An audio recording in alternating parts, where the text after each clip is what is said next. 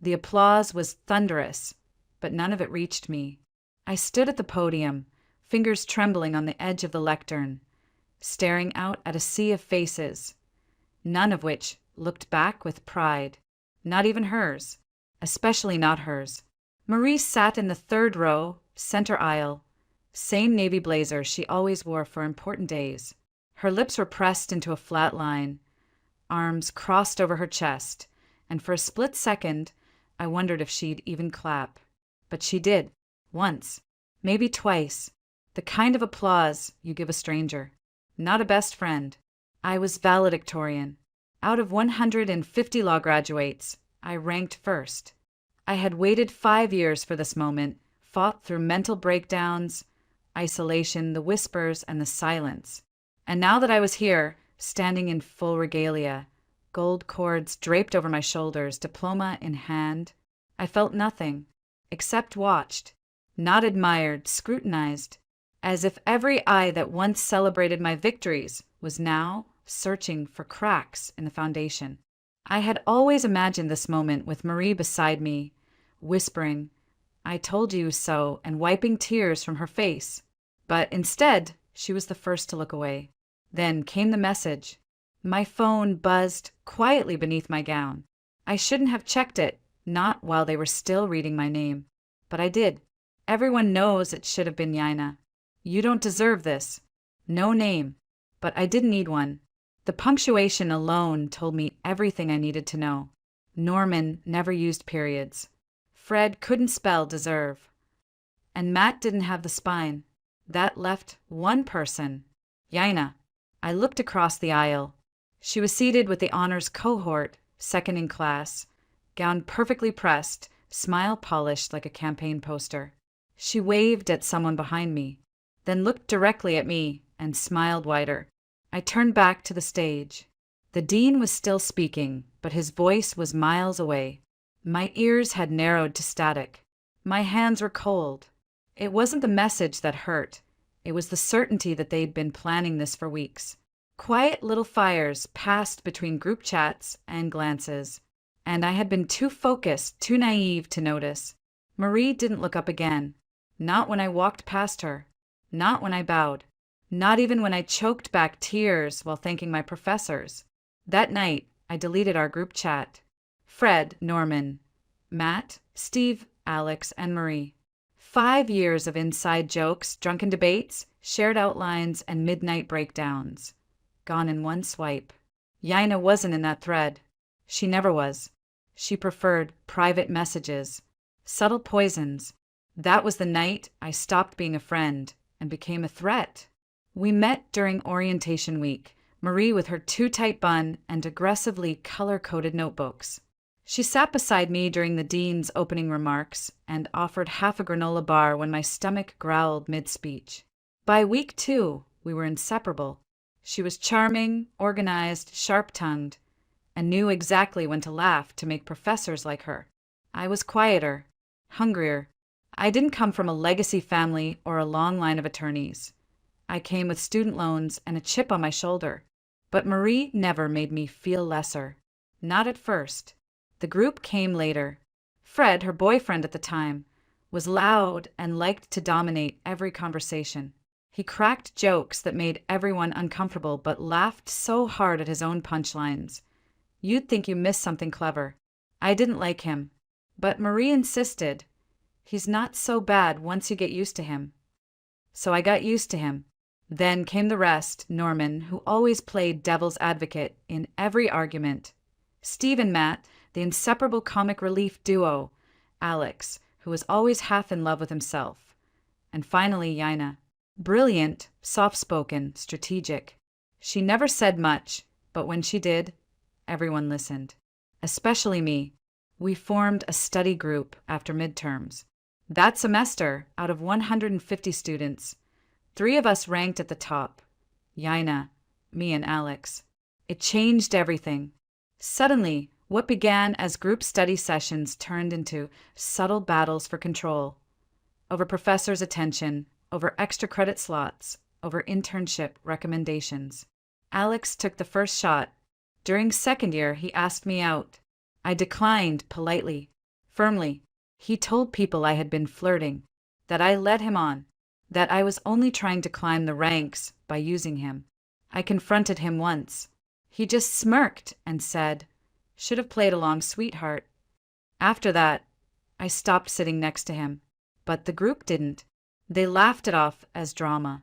"Don't let it get to you," Marie said, brushing my pain aside like lint on a blazer. Yaina stayed neutral, or so I thought. In our third year, the competition between us sharpened. We were always neck and neck. Moot court scores, research publications, bar prep simulations.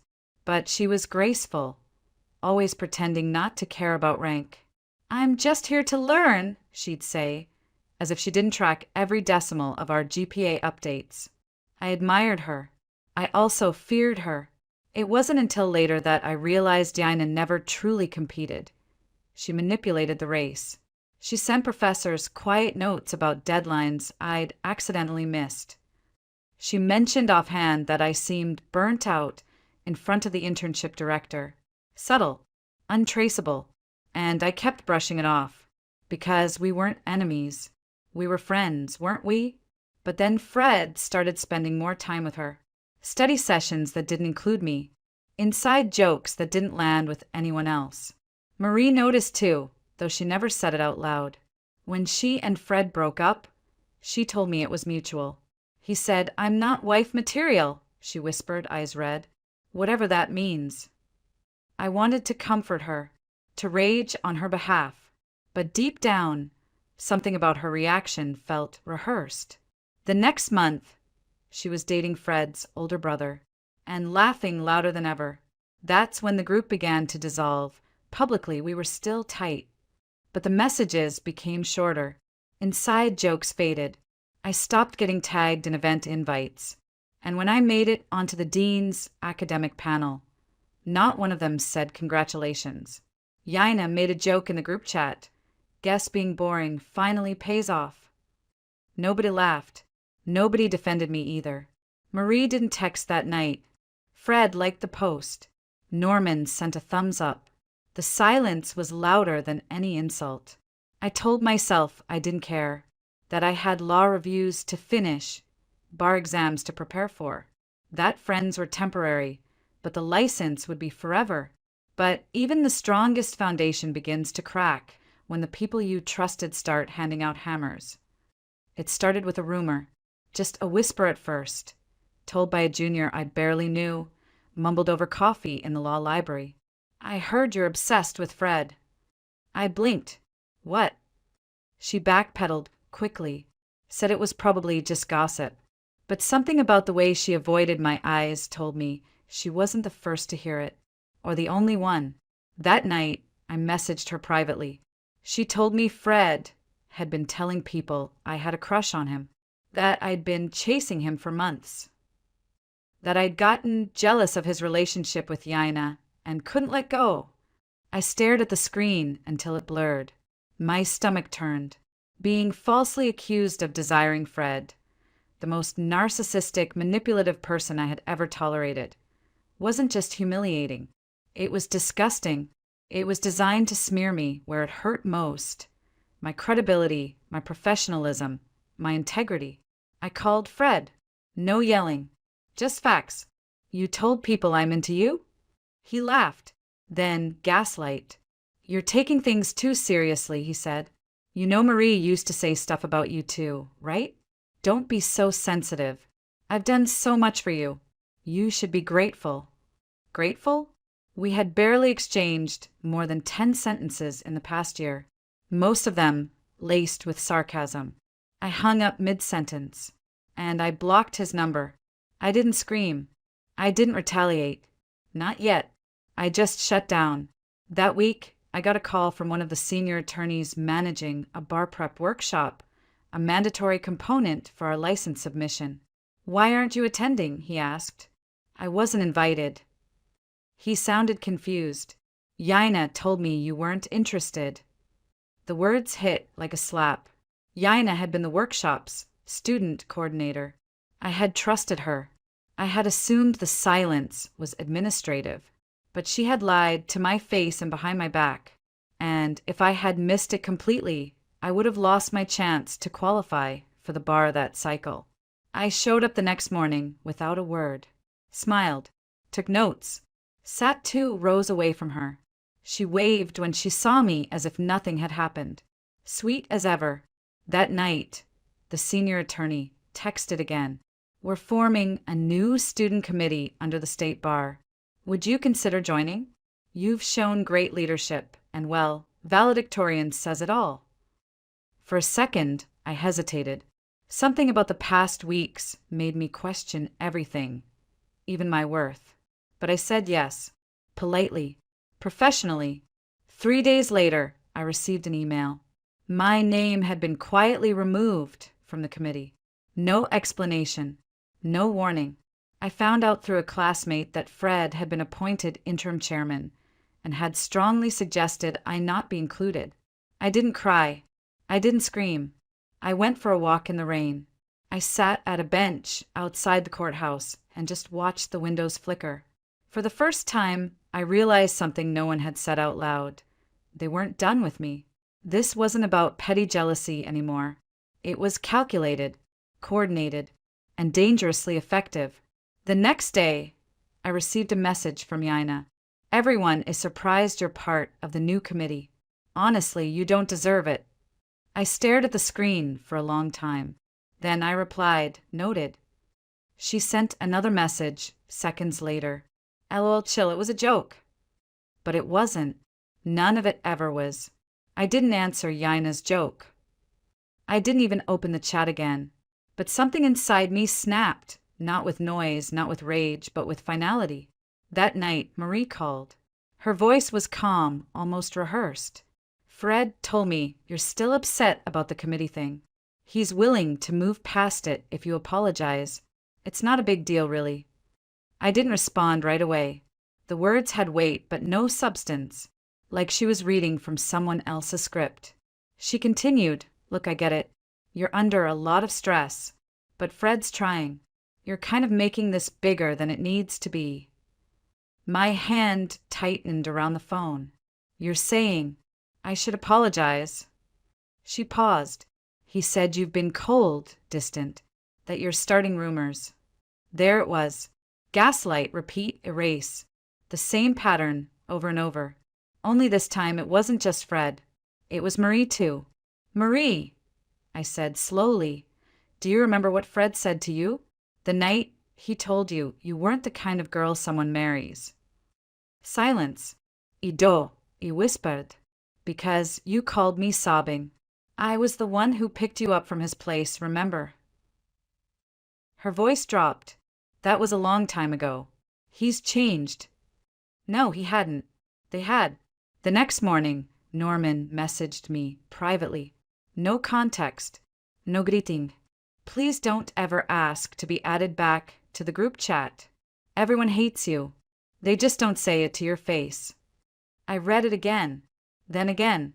I stared at the words until they blurred, until the nausea came creeping up from somewhere deep and familiar. I didn't answer. I didn't block him. I just powered my phone off. And I cried, the kind of crying that makes your whole body ache. That leaves you hollow, wrung dry. I sat on the floor of my apartment, still in my blazer from the workshop, mascara smudged down my face, hands shaking from the sheer weight of the silence I'd been carrying. I had done everything right. I had worked harder than anyone, played fair, stayed silent when they twisted the truth. I had stayed loyal until there was nothing left to be loyal to. And after the crying came the cold. Not the sadness kind, the calculated kind. Because I remembered something. It was 6 months ago, final season. I was leaving the law library at midnight when I saw them, Yaina and Fred, tucked into a corner near the student lounge, her hand on his chest, his lips on hers. They didn't see me, but I saw everything. Back then, I had promised not to say a word. Yaina cried and begged. Marie can't know. It was a mistake. Fred laughed it off. Boredom makes people weird. Don't be dramatic. I never told Marie. I never told anyone. Until now. That night, I pulled out my old phone. The one I hadn't touched since first semester. The one that still had the screenshots. Yaina had sent them herself. Photos of Fred flirting with other girls. Voice messages of her sobbing, saying she hated herself, that she didn't know how to walk away. And one blurry but damning picture of them kissing. I opened my laptop, typed out a timeline, dates, messages, screenshots, context, no names, just facts. I uploaded it all to the university's anonymous forum for legal ethics, a place where students reported inappropriate relationships, power abuse, and professional misconduct. It wasn't gossip there. It was evidence. I didn't sign it. I didn't need to. They would know. By morning, it had begun. The first ping came at 7:42 a.m., a text from Matt. No greeting. No context. Was that you? I didn't answer. At 8:16, Norman reappeared in my inbox. This was low, even for you. By 9 o'clock, Marie called twice. I let it ring. Then she texted, "What the hell did you do?" Post had over 400 views. Comments started piling in, some shocked, some outraged. One from a faculty member. If this is true, it violates multiple student conduct clauses. Another from a junior. I always wondered how Fred got away with so much. It didn't take long for Fred to respond by disappearing. He blocked Yaina on everything, deleted all his social media accounts. Rumor was he tried to claim the screenshots were fabricated, but too many people had already seen them, including Marie. She sent me one last message. You waited for the moment it would hurt the most, didn't you? Yes, because they didn't just hurt me. They tried to destroy me, professionally, emotionally, piece by piece, under the illusion of inside jokes and passive-aggressive texts. They wanted to push me out quietly, so I screamed in their language, receipts. Yaina, meanwhile, crumbled publicly. She posted a story, just a black screen with the words, "I'm sorry." Then another, a quote about forgiveness. Then silence. Later that evening, I heard through a mutual that she'd gone to the dean in tears, claiming she was being harassed. She didn't mention me by name. She couldn't, not without exposing herself further. Fred stayed silent, which in itself was an admission. And the others? Norman deleted his snarky messages. Matt left the group chat altogether. Steve and Alex unfollowed everyone. Only Marie stayed online, posting inspirational quotes and pretending nothing had happened. But in private, they were spiraling. One junior emailed the bar prep office, asking whether a student involved in academic sabotage and personal misconduct could still hold positions of influence. Another anonymously forwarded the post to the ethics board for review. I didn't lift a finger. I didn't need to. They had lit the match when they lied about me, when they whispered behind closed doors, when they told professors I was unstable and too ambitious for her own good. All I did was open the window and let the smoke pour out. And yet I didn't feel triumphant. That night, I sat alone in my apartment, watching the city lights flicker beneath my balcony. My inbox was quiet, my phone finally still. It wasn't victory I felt. It was weightlessness, not joy, not vindication, just the release of everything I'd been holding in for far too long. And somewhere in that silence, I realized I wasn't angry anymore. Not at Fred, not at Yaina, not even at Marie. I was just done. Done chasing friendships that fed off my silence. Done apologizing for being smarter, sharper, or simply unwilling to play dumb. Done letting people weaponize proximity against me. A week passed, then two, and slowly their world imploded.